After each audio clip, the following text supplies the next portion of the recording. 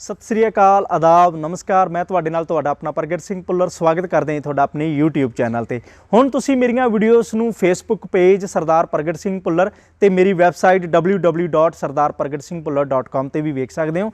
इहदा लिंक तुहानूं डिस्क्रिप्शन दे विच मिल जाएगा। हुण जिद्दां ही सर्दियां दी शुरुआत हुंदी है, साडे परिवार दे विच सारे मैंबरस नूं एक कॉमन समस्या दा सामना करना पैंदा है।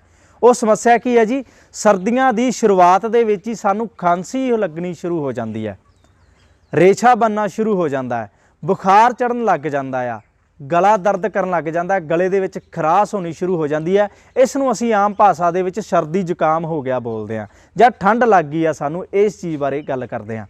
सो इस वीडियो दे विच तुहाडे नाल मैं एक ऐसा ट्रीटमेंट जिन्हों असीं दुशांदे दा काढ़ा बोलते हैं तुहाडे नाल साझा करांगा, जिस दे इस्तेमाल दे नाल तुसी इस रोग तो पूर्ण तौर पर निजात पा सकते हो। पर इत्थे आपां थोड़ा जिहा भूमिका तुहाडे नाल साझी करते हैं कफ दी, क्योंकि ये विकार ये रोग कफ की श्रेणी के रोग ने। ते कफ के रोगां की स्थिति साडे फेफड़ियां तो लैके साडे सिर की जिहड़ी पुड़पड़ी है, तालू है, उहदे तक हुंदी है।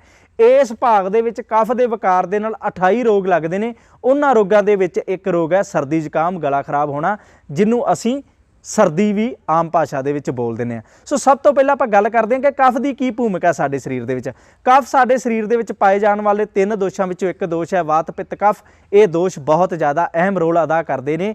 कफ का काम साडे शरीर नूं चलाई रखण दे लई लुबरीकेंट करना है, उस तो बाद साडी पूरी स्किन नूं नरिश करना है। होर भी ये कई मैटाबोटॉलिक जिहड़े सिस्टम दे लई ये जरूरी काम हुंदे ने, उन्हां नूं डिस्कस नहीं करांगे आपां इस वीडियो दे विच। बाकी कफ का विगाड़ सब तो ज़्यादा सानू पूरे दिन दे विच सुबह के समय हुंदा है, ते जिवें ही सर्दियां शुरुआत हुंदियां ने कफ उदों ही साडे शरीर दे विच वधना शुरू कर दिंदा है। सो कफ नूं शांत रखण दे लई ये चीज़ बहुत जरूरी है। अगर तुसीं कफ नूं नहीं शांत रखदे, सम नहीं करदे, तां सहिजे पहलां तुहानूं सर्दियां दी शुरुआत विच खांसी जुकाम होएगा, फिर तुहाडा नक बंद रहना शुरू हो जाएगा, उस तो बाद तुहाडे सिर ते विच पीड़ होनी शुरू हो जाएगी, फिर सहिजे ये पूरी सर्दी तुहाडे नाल तुहाडा खैड़ा नहीं छड्डेगा। पूरी सर्दी तुसीं सर्दी जुकाम दे नाल जूझदे रहोगे, दवाइयां खांदे रहोगे, ते एक हालात ऐसा आऊगा कि गर्मियां दे विच भी तुहाडे सिर तो जां गले दे विचों रेशा डिगदा रहेगा, अगर तुसीं कफ नूं शुरुआती समय दे विच ना काबू कर पाए। सो हुण आपां गल करदे हां कि इस दुशांदे नूं किस तरह तैयार करना है। बेहद सौखा दुशांदा है तैयार करना, ते इहदे विच पाईयां जाण वालीआं सारियां जड़ी बूटियां पूरी दुनिया ते अवेलेबल ने, पूरी दुनिया दे विच मिल जाणगीआं ते हर मौसम दे विच मिल जाणगीआं। पर इत्थे मैं एक स्पैशल परहेज तुहाडे नाल पहलां ही साझा कर देना चाहुंदा हां कि इस नूं कौन लोग इस्तेमाल कर सकदे ने। जिन्हां लोकां नूं सुक्की खांसी आउंदी है ਉਹ लोग इसका इस्तेमाल ना करन। बाकी जिन्होंने वायरल फीवर हो गया, गले दे विच टॉन्सल हो गए ने, खांसी आउण लग पई है, नाल रेशा आउण लग पिया, बुखार हो गया, वो लोग इसका इस्तेमाल कर सकते हैं। सिर्फ सुक्की खांसी वाले लोगों ने इस्तेमाल नहीं करना। हुण आपां नैक्सट भाग दे विच गल करांगे कि इस नूं तैयार किद्दां करना है, किहड़ियां जड़ी बूटियां लैणियां ने, ते लास्ट दे विच आपां गल करांगे इहदा इस्तेमाल की है ते कफ नूं रोग नूं शांत रखण दे लई परहेज की ने। इस भाग दे विच आपां गल करांगे कि आपां इस दुशांदे नूं किस तरह तैयार करना है ते किहड़ियां चीज़ां वरतणीआं ने। सिर्फ 5 चीज़ों का इस्तेमाल होना है। सब तो पहला मैं दसांगा कि किहड़ी चीज़ है ते उहदे गुण की ने।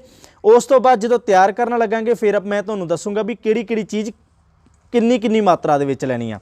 सो सब तो पहली चीज़ हैगी है जी बनशखा।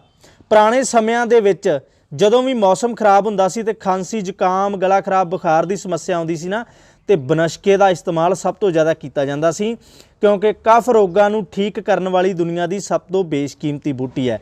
ये सफ़ेद रंग के छोटे छोटे फुल होंदे ने, ते इहदी प्योर होने की निशानी ये आ कि जदों तुसीं इहनूं पानी दे विच उबालोगे ना, तो ये जिहड़ी वेल आ जिहड़ी सिंगल वेल आ ये पूरी खिड़ जाएगी। ये फुल आ जिहड़े काफ़ी वड्डे वड्डे हो जाणगे खिड़ के। सो दूसरी सानूं चीज़ जो चाहिए आ वो हैगी है जी मुलट्ठी।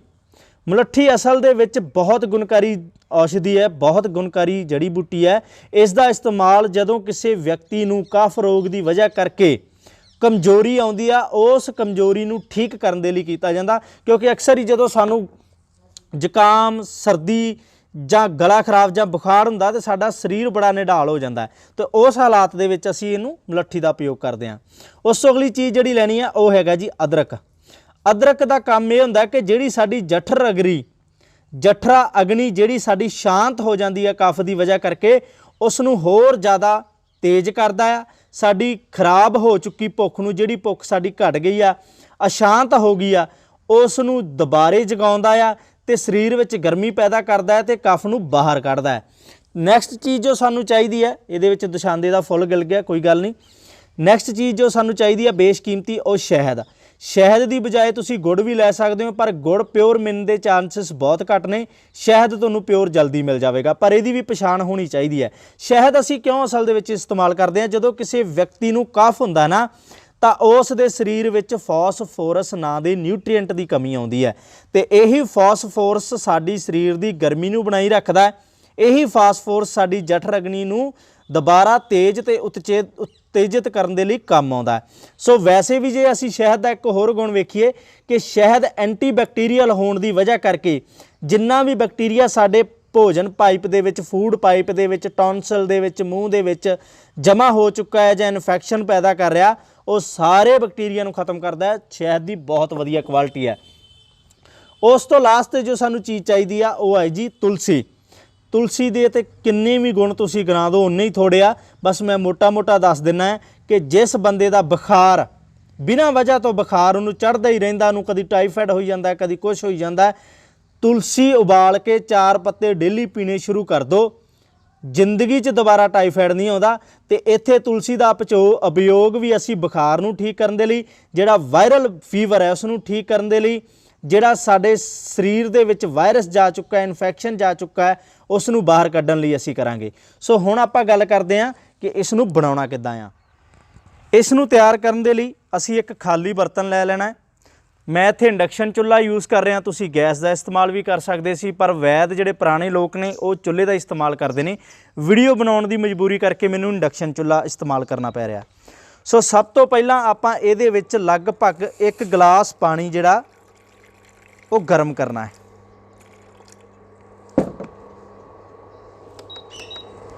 ਪਾਣੀ ਨੂੰ ਉਬਾਲ ਆਉਣ ਦੇਣਾ ਆ। ਜਿਵੇਂ ਪਾਣੀ ਨੂੰ ਉਬਾਲ ਆਏਗਾ ਉਸ ਤੋਂ ਬਾਅਦ ਅਸੀਂ ਬਾਕੀ ਦੀਆਂ ਦਵਾਈਆਂ ਇਹਦੇ ਵਿੱਚ ਪਾਉਣੀਆਂ ਸ਼ੁਰੂ ਕਰਾਂਗੇ। ਪਾਣੀ ਨੂੰ ਉਬਾਲ ਆ ਚੁੱਕਾ ਚੰਗੀ ਤਰ੍ਹਾਂ। ਹੁਣ ਸਭ ਤੋਂ ਪਹਿਲਾਂ ਅਸੀਂ ਬਨਸ਼ਖਾ ਪਾਵਾਂਗੇ ਇਹਦੇ ਵਿੱਚ। ਇੰਨਾ ਕੁ ਤੁਸੀਂ ਬਨਸ਼ਖਾ ਲੈ ਲਿਓ, ਇਸ ਨੂੰ ਤੁਸੀਂ ਪਾਣੀ ਦੇ ਵਿੱਚ ਪਾ ਦੇਣਾ ਐਜ਼ ਇਟ ਇਜ਼। ਇਹ ਜਿਵੇਂ ਬਨਸ਼ਖਾ ਫੁੱਲੇਗਾ ਨਾ, ਜਿਵੇਂ ਰਿੱਝੇਗਾ, ਤੁਸੀਂ ਵੇਖਿਓ ਇਹਦੀਆਂ ਵੱਲਾਂ ਉਵੇਂ ਖਿੜਨ ਲੱਗ ਪੈਣਗੀਆਂ। ਆ ਦੇਖੋ ਇਹਦੇ ਫੁੱਲ ਆ ਜਿਹੜੇ ਖਿੜਨੇ ਸ਼ੁਰੂ ਹੋ ਗਏ ਨੇ ਪਾਣੀ ਦੇ ਵਿੱਚ। ਬੜੀ ਜਲਦੀ ਇਹ ਬਣ ਜਾਂਦੀ ਚੀਜ਼, ਕੋਈ ਬਹੁਤਾ ਜ਼ਿਆਦਾ ਸਮਾਂ ਨਹੀਂ ਲੈਂਦੀ ਗੀ। ਉਸ ਤੋਂ ਬਾਅਦ ਅਸੀਂ 2 ਮਲੱਠੀ ਦੀਆਂ ਡੰਡੀਆਂ ਲੈ ਲੈਣੀਆਂ ਤੇ ਇਹਨਾਂ ਨੂੰ ਤੁਸੀਂ ਛੋਟਾ ਭੋਰ ਕੇ ਪਾਉਣਾ ਹੈ। ਇਹ ਨਾ ਸਮਝੋ ਕਿ ਇਹਦੇ 'ਚ ਸਿਉਂਕ ਹੁੰਦੀ ਆ ਤੇ ਇਹ ਭੁਰ ਗਈ ਆ, ਨਹੀਂ। ਇਹਦੀ ਲੱਕੜ ਦੀ ਖਾਸੀਅਤ ਹੀ ਇਹ ਹੈ ਕਿ ਇਹ ਬਹੁਤੀ ਜ਼ਿਆਦਾ ਸਖਤ ਨਹੀਂ ਹੁੰਦੀ ਗੀ। ਇੱਧਰ ਦੇਖੋ, ਇਹਨੂੰ ਤੁਸੀਂ ਬੜੇ ਆਸਾਨੀ ਨਾਲ ਨਾ ਹੱਥ ਨਾਲ ਵੀ ਤੋੜ ਕੇ ਵਿੱਚ ਪਾ ਸਕਦੇ ਹੋ। ਜੇ ਤੁਸੀਂ ਕੁੱਟਣ ਵਾਲੀ ਕੋਈ ਚੀਜ਼ ਵਰਤਣੀ ਹੈ, ਵੇਲਣਾ, ਘਰ ਦੇ ਵਿੱਚ ਜੋ ਵੀ ਚੀਜ਼ ਹੈਗੀ ਆ, ਤੁਸੀਂ ਉਸ ਦਾ ਇਸਤੇਮਾਲ ਕਰ ਲਿਓ, ਵਰਨਾ ਇਹ ਇਸੇ ਤਰ੍ਹਾਂ ਹੀ ਪੈ ਜਾਂਦੀ ਹੈ। ਸੋ ਇਸ ਤੋਂ ਬਾਅਦ ਅਸੀਂ ਅਦਰਕ ਲੈਣਾ ਹੈ। ਅਦਰਕ ਦੀਆਂ 2 ਡਲੀਆਂ ਲੈ ਕੇ ਤੁਸੀਂ ਇਹਨਾਂ ਨੂੰ ਕਿਸੇ ਫੋਕ ਦੀ ਮਦਦ ਦੇ ਨਾਲ ਜਾਂ ਕਿਸੇ ਵੀ ਚੀਜ਼ ਦੇ ਨਾਲ ਥੋੜ੍ਹਾ ਜਿਹਾ ਫੇ ਲਿਓ, ਜਾਂ ਪਹਿਲਾਂ ਹੀ ਤੁਸੀਂ ਕੱਟ ਲਿਓ ਕਿਸੇ ਤਰੀਕੇ ਨਾਲ ਵੀ, ਜਿਵੇਂ ਤੁਹਾਨੂੰ ਚੰਗਾ ਲੱਗੇ। ਇਹਦੇ ਪੀਸ ਆ ਜਿਹੜੇ ਸਭ ਤੋਂ ਛੋਟੇ ਕਰਨੇ ਆ, ਸੇਮ ਜਿਸ ਤਰ੍ਹਾਂ ਅਸੀਂ ਮੁਲੱਠੀ ਦੇ ਕੀਤੇ ਸੀਗੇ।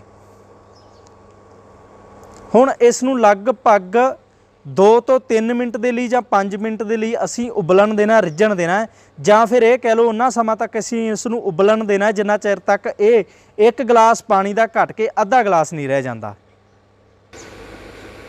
ਹੁਣ ਜਿਵੇਂ ਤੁਸੀਂ ਦੇਖ ਰਹੇ ਹੋ ਕਿ ਇਹ ਇੱਕ ਹਰੇ ਰੰਗ ਦੀ ਗ੍ਰੀਨ ਟੀ ਤਰ੍ਹਾਂ ਤਿਆਰ ਹੋ ਗਈ ਹੈ ਚੀਜ਼, ਪਰ ਇਸ ਨੂੰ ਅਸੀਂ ਕਾੜਾ ਬੋਲਦੇ ਹਾਂ। ਚਲੋ ਨਵੀਂ ਭਾਸ਼ਾ ਦੇ ਵਿੱਚ ਅਸੀਂ ਇਸ ਨੂੰ ਗ੍ਰੀਨ ਟੀ ਬੋਲ ਦਿੰਦੇ ਹਾਂ।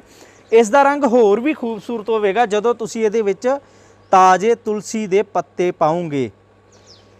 5-4 ਪੱਤੇ ਪਾ ਦੇਣੇ ਤਾਜ਼ੇ ਤੋੜ ਕੇ। ਹਾਂ, ਜਿੱਥੇ ਤੁਲਸੀ ਅਵੇਲੇਬਲ ਨਹੀਂ ਹੈਗੀ ਤਾਜ਼ੀ, ਉੱਥੇ ਤੁਸੀਂ ਤੁਲਸੀ ਦੀਆਂ ਡ੍ਰੌਪਸ ਵੀ ਯੂਜ਼ ਕਰ ਸਕਦੇ ਹੋ, ਤੁਲਸੀ ਦਾ ਜੂਸ ਵੀ ਯੂਜ਼ ਕਰ ਸਕਦੇ ਹੋ, ਕੋਈ ਮਨਾਹੀ ਨਹੀਂ ਹੈਗੀ, ਪਰ ਬਸ਼ਰਤੇ ਤੁਹਾਨੂੰ ਮਿਲਣਾ ਸਹੀ ਚਾਹੀਦਾ।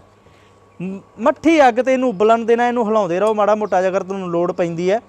ਸਿਰਫ 5 ਮਿੰਟ ਦੇ ਵਿੱਚ ਇਹ ਕਾੜਾ ਬਣ ਕੇ ਤਿਆਰ ਹੋ ਜਾਏਗਾ ਤੁਹਾਡਾ। ਹੁਣ 5 ਮਿੰਟ ਰਿੱਝਣ ਤੋਂ ਬਾਅਦ ਤੁਸੀਂ ਦੇਖੋ ਵੀ ਇਹਦਾ ਜਿਹੜਾ ਰੰਗ ਆ ਕਿੱਡਾ ਜ਼ਿਆਦਾ ਵਧੀਆ ਹਰਾ ਹੋ ਚੁੱਕਾ ਆ, ਬਿਲਕੁਲ ਗ੍ਰੀਨ ਟੀ ਬਣ ਚੁੱਕੀ ਹੈ ਤੇ ਸਾਰੀਆਂ ਚੀਜ਼ਾਂ ਦਾ ਲਗਭਗ ਅਸਰ ਇਹਦੇ ਵਿੱਚ ਆ ਚੁੱਕਾ ਹੈ। ਹੁਣ ਅਸੀਂ ਇਹਨੂੰ ਪੀਣ ਲੱਗਿਆਂ ਉੱਪਰੋਂ ਛਾਣ ਲੈਣਾ ਹੈ ਤੇ ਇੱਕ ਗਲਾਸੀ ਦੇ ਵਿੱਚ ਅਸੀਂ ਇਹਨੂੰ ਕੱਢ ਲੈਣਾ। ਤੁਸੀਂ ਚਾਹ ਪੌਣੀ ਨਾਲ ਪੁੰਨ ਲਓ, ਤੁਸੀਂ ਜਿਸ ਤਰ੍ਹਾਂ ਮੈਂ ਕੜਛੀ ਯੂਜ਼ ਕਰ ਰਿਹਾ, ਡੋਰੀ ਯੂਜ਼ ਕਰ ਰਿਹਾ, ਕੋਈ ਵੀ ਬਰਤਨ ਯੂਜ਼ ਕਰਕੇ ਉੱਪਰੋਂ ਉੱਪਰੋਂ ਇਹਨੂੰ ਲਾ ਲੈਣਾ ਵਾ ਬਸ। ਇਹ ਫਿਕਰ ਨਹੀਂ ਕਰਨੀ ਕਿ ਤੁਹਾਡੀ ਤੁਲਸੀ ਵਿੱਚ ਰਹਿ ਗਈ ਹੈ ਜਾਂ ਅਦਰਕ ਵਿੱਚ ਰਹਿ ਗਿਆ, ਉਹ ਚੀਜ਼ਾਂ ਵਿੱਚ ਹੀ ਰਹਿਣਗੀਆਂ, ਸਿਰਫ ਤੁਸੀਂ ਇਸ ਦੇ ਕਾੜੇ ਨੂੰ ਇਸਤੇਮਾਲ ਕਰਨਾ ਹੈ।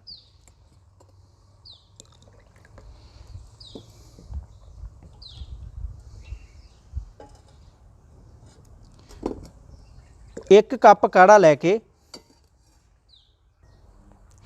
ਹੁਣ ਸਾਡਾ 1 ਕੱਪ ਦਸ਼ਾਂਦਾ ਤਿਆਰ ਆ, ਤੇ ਇਸ 1 ਕੱਪ ਦੇ ਵਿੱਚ ਜਾਂ ਤਾਂ ਅਸੀਂ 1 ਡਲੀ ਗੁੜ ਦੀ ਮਿਲਾ ਲੈਣੀ ਆ, ਤੇ ਜਾਂ ਅਸੀਂ 1 ਚਮਚ ਸ਼ਹਿਦ ਦਾ ਮਿਲਾ ਲੈਣਾ। ਹੁਣ ਇੱਥੇ ਕੁਝ ਲੋਕਾਂ ਦਾ ਕੁਐਸਚਨ ਹੋ ਸਕਦਾ ਜੀ ਕਿ ਸਾਨੂੰ ਸ਼ੂਗਰ ਦੀ ਪ੍ਰੋਬਲਮ ਆ, ਕਿ ਅਸੀਂ ਸ਼ਹਿਦ ਜਾਂ ਗੁੜ ਇਸਤੇਮਾਲ ਕਰ ਸਕਦੇ ਹਾਂ? ਜੇ ਤਾਂ ਸ਼ਹਿਦ ਤੇ ਗੁੜ ਪਿਓਰ ਹੋਵੇ ਫਿਰ ਤੁਸੀਂ ਇਸਤੇਮਾਲ ਕਰ ਸਕਦੇ ਹੋ, ਕੋਈ ਡਰ ਨਹੀਂ। ਪਰ ਜੇ ਤੁਹਾਡੇ ਮਨ ਦੇ ਵਿੱਚ ਸ਼ੰਕਾ ਹੈ ਕਿ ਪਤਾ ਨਹੀਂ ਪਿਓਰ ਹੈ ਜਾਂ ਸਾਨੂੰ ਨੁਕਸਾਨ ਨਾ ਕਰੇ, ਤੁਸੀਂ ਸ਼ਹਿਦ ਨਾ ਵੀ ਇਸਤੇਮਾਲ ਕਰੋਗੇ ਨਾ ਤਾਂ ਫਿਰ ਵੀ ਤੁਹਾਨੂੰ ਰਿਜ਼ਲਟ ਦਊਗੀ। ਪਰ ਅਗਰ ਤੁਸੀਂ ਇਸ ਦੇ ਵਿੱਚ ਸ਼ਹਿਦ ਦਾ ਇਸਤੇਮਾਲ ਕਰੋਗੇ ਤਾਂ ਬਹੁਤ ਜ਼ਿਆਦਾ ਰਿਜ਼ਲਟ ਮਿਲਦੇ ਨੇ। ਹੁਣ ਆਪਾਂ ਗੱਲ ਕਰਦੇ ਹਾਂ ਕਿ ਇਸ ਦਾ ਇਸਤੇਮਾਲ ਕਿੱਦਾਂ ਕਰਨਾ ਆ ਤੇ ਇਹਦੇ ਪਰਹੇਜ਼ ਕੀ ਨੇ। ਹੁਣ ਆਪਾਂ ਗੱਲ ਕਰਦੇ ਹਾਂ ਕਿ ਇਹਦਾ ਇਸਤੇਮਾਲ ਕਿਵੇਂ ਕਰਨਾ ਆ। ਜਿਨ੍ਹਾਂ ਲੋਕਾਂ ਨੂੰ ਖਾਂਸੀ ਦੀ ਦਿੱਕਤ ਸੁਬਾਹ ਆਉਂਦੀ ਹੈ, ਜਿਨ੍ਹਾਂ ਦਾ ਕਫ ਦੋਸ਼ ਸੁਬਾਹ ਵਿਗੜਦਾ ਹੈ, ਉਹਨਾਂ ਨੇ ਇਸ ਦਾ ਇਸਤੇਮਾਲ ਖਾਲੀ ਪੇਟ ਸੁਬਾਹ ਕਰਨਾ ਹੈ ਤੇ 1 ਕੱਪ ਪੀਣਾ ਇਹਦਾ। ਦੁਬਾਰੇ ਖਾਸ ਨੋਟ ਰੱਖਣ ਵਾਲੀ ਚੀਜ਼ ਇਹ ਹੈ ਕਿ ਜਿੰਨਾ ਦਸ਼ਾਂਦਾ ਤੁਸੀਂ ਇੱਕ ਵਾਰੀ ਵਰਤ ਲਿਆ ਉਸ ਨੂੰ ਪੀ ਲੈਣਾ ਆ। ਬਾਕੀ ਦਾ ਦਸ਼ਾਂਦਾ ਅਗਰ ਠੰਡਾ ਹੋ ਗਿਆ ਤਾਂ ਤੁਸੀਂ ਉਸ ਨੂੰ ਦੁਬਾਰਾ ਗਰਮ ਕਰਕੇ ਨਹੀਂ ਵਰਤ ਸਕਦੇ, ਇਹਨੂੰ ਗਰਮ ਗਰਮ ਇੱਕੋ ਵਾਰੀ ਸਰਵ ਕਰਕੇ ਤੁਸੀਂ ਪੀ ਲੈਣਾ ਹੈ। ਤੇ ਹੁਣ ਜੇ ਆਪਾਂ ਗੱਲ ਕਰੀਏ ਪਰਹੇਜ਼ ਦੀ, ਜਿਨ੍ਹਾਂ ਲੋਕਾਂ ਨੂੰ ਵੀ ਕਫ ਦੋਸ਼ ਦੀ ਦਿੱਕਤ ਆ ਜਾਂਦੀ, ਸਰਦੀ ਜ਼ੁਕਾਮ ਖਾਂਸੀ ਟੌਨਸਲ ਗਲੇ ਦੇ ਵਿੱਚ ਦਰਦ ਸਰੀਰ ਦੀ ਜਕੜਨ ਬੁਖਾਰ ਇਹੋ ਜਿਹੀਆਂ ਸਮੱਸਿਆ ਜਿਹਨੂੰ ਅਸੀਂ ਵਾਇਰਲ ਫੀਵਰ ਬੋਲਦੇ ਹਾਂ, ਇਹਦੀ ਸਮੱਸਿਆ ਆ ਜਾਂਦੀ ਨਾ, ਉਹਨਾਂ ਲੋਕਾਂ ਨੇ ਕਿਸੇ ਵੀ ਤਰ੍ਹਾਂ ਦੇ ਅਚਾਰ ਦਾ ਉਪਯੋਗ ਨਹੀਂ ਕਰਨਾ, ਕਿਸੇ ਵੀ ਤਰ੍ਹਾਂ ਦੀ ਖੱਟੀ ਚੀਜ਼ ਦਾ ਉਪਯੋਗ ਨਹੀਂ ਕਰਨਾ, ਨਾ ਹੀ ਕੋਈ ਐਸੀ ਚੀਜ਼ ਖਾਣੀ ਹੈ ਜਿਹਦੇ ਵਿੱਚ ਪਾਣੀ ਦੀ ਮਾਤਰਾ ਜ਼ਿਆਦਾ ਹੁੰਦੀ ਹੈ, ਜਿਵੇਂ ਕਿ ਟਮਾਟਰ ਖੀਰਾ ਐਟਸੈਕਟਰਾ। ਨਾ ਹੀ ਤੁਸੀਂ ਖਾਣਾ ਖਾਣ ਤੋਂ ਤੁਰੰਤ ਬਾਅਦ ਪਾਣੀ ਪੀਣਾ ਹੈ। ਤੁਸੀਂ ਅਕਸਰ ਇਹ ਚੀਜ਼ ਨੋਟ ਕਰੋਗੇ ਕਿ ਜਦੋਂ ਤੁਸੀਂ ਖਾਣਾ ਖਾਣ ਤੋਂ ਤੁਰੰਤ ਬਾਅਦ ਪਾਣੀ ਪੀਓਗੇ ਨਾ ਤਾਂ ਤੁਹਾਡੇ ਨੱਕ ਵਿੱਚ ਦੀ ਬਹੁਤ ਪਤਲਾ ਰੇਸ਼ਾ ਆਏਗਾ, ਨਜ਼ਲ ਆਏਗਾ, ਜਿਹਨੂੰ ਤੁਸੀਂ ਬਾਹਰ ਸੁੱਟਦੇ ਹੋ, ਸੁਣਕਦੇ ਹੋ। ਸੋ ਜਿਨ੍ਹਾਂ ਲੋਕਾਂ ਨੂੰ ਇਹ ਪ੍ਰੋਬਲਮ ਆ ਗਈ ਉਹ ਖਾਣਾ ਖਾਣ ਦੇ ਨਾਲ ਨਾਲ ਪਾਣੀ ਪੀ ਸਕਦੇ ਨੇ ਜਾਂ ਖਾਣਾ ਖਾਣ ਤੋਂ ਪਹਿਲਾਂ ਪਾਣੀ ਪੀ ਸਕਦੇ ਨੇ। ਦੂਸਰਾ, ਐਸੀਆਂ ਸਬਜ਼ੀਆਂ ਦਾ ਘੱਟ ਇਸਤੇਮਾਲ ਕਰਨਾ ਹੈ ਜਿਨ੍ਹਾਂ ਸਬਜ਼ੀਆਂ ਦੇ ਵਿੱਚ ਤਰੀ ਜ਼ਿਆਦਾ ਹੁੰਦੀ ਹੈ, ਗ੍ਰੇਵੀ ਜ਼ਿਆਦਾ ਹੁੰਦੀ ਹੈ, ਜਿਵੇਂ ਛੋਲਿਆਂ ਦੀ ਸਬਜ਼ੀ, ਮਟਰਾਂ ਦੀ ਸਬਜ਼ੀ ਆਦਿ। ਬਾਕੀ ਇਹਦੇ ਵਿੱਚ ਕੇਲੇ ਦਾ, ਅਰਬੀ ਦਾ ਆਦਿ ਦਾ ਜਿਹੜਾ ਸਾਨੂੰ ਪਰਹੇਜ਼ ਉਹ ਕਰਨਾ ਪੈਂਦਾ ਹੈ। ਪਰ ਇਹ ਜ਼ਰੂਰੀ ਹੈ ਕਿ ਗਰੰਟੀ ਮੈਂ ਦਿੰਦਾ ਹੈ ਇਸ ਚੀਜ਼ ਦੀ ਕਿ ਜਿਨ੍ਹਾਂ ਲੋਕਾਂ ਨੂੰ ਵੀ ਸਰਦੀ ਦੇ ਮੌਸਮ ਦੀ ਸ਼ੁਰੂਆਤ ਦੇ ਵਿੱਚ ਕਫ ਵਿਗੜਨ ਦੀ ਸਮੱਸਿਆ ਹੈ, ਖਾਂਸੀ ਆਉਣ ਦੀ ਸਮੱਸਿਆ ਆ, ਬੁਖਾਰ ਹੋ ਜਾਂਦਾ ਹੈ, ਉਹਨਾਂ ਲੋਕਾਂ ਲਈ ਇਹ ਡਰਿੰਕ ਬੇਹੱਦ ਜ਼ਿਆਦਾ ਵਰਦਾਨ ਆ। ਸੋ ਉਮੀਦ ਕਰਦੇ ਹਾਂ ਤੁਹਾਨੂੰ ਇਹ ਵੀਡੀਓ ਬੇਹੱਦ ਪਸੰਦ ਆਈ ਹੋਊਗੀ। ਇਸ ਵੀਡੀਓ ਨੂੰ ਹੋਰਨਾਂ ਲੋਕਾਂ ਤੱਕ ਮੈਕਸੀਮਮ WhatsApp ਤੇ Facebook ਤੇ YouTube ਤੇ ਸ਼ੇਅਰ ਕਰਿਓ ਤਾਂ ਕਿ ਪੂਰੀ ਦੁਨੀਆ ਦੇ ਵਿੱਚ ਸਾਡੇ ਘਰੇਲੂ ਨੁਸਖਿਆਂ ਦੇ ਨਾਲ ਲੋਕਾਂ ਦਾ ਇਲਾਜ ਹੋ ਸਕੇ। ਥੈਂਕ ਯੂ ਜੀ।